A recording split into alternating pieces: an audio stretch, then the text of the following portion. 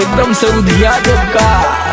सो रहे बड़ी सवा में कदे जवान, जोड़ा तानी हाथ का चनार बसमान। सुने एने ओने छुई दहिया खान दे बका,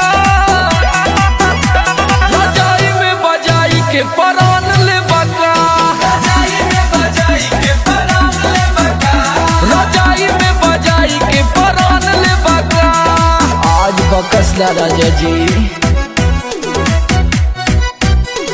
राहुल रॉकी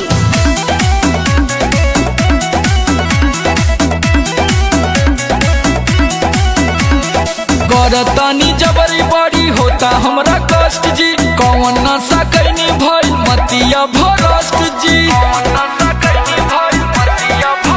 इहो होला जदि रहित हमके पता हो, शादी करे के करती नहीं हम खाता हो। तोहरे हई धन ना ध्यान देबा का, परान ले बका, रजाई में बजाई के परान ले बका, रजाई में बजाई के परान ले बका। जाई होने हटी।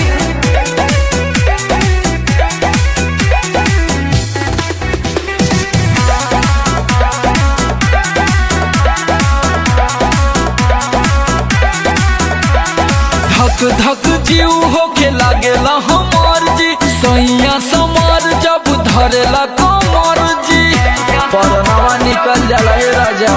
बुझा दुख सुनिल गुडू देहाती हो, रोही रोही काहे होला जज्बाती हो।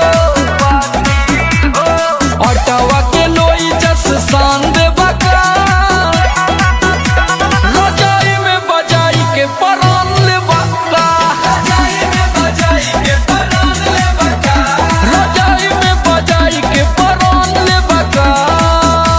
बुफरवा फाड़ दे बका राजा जी।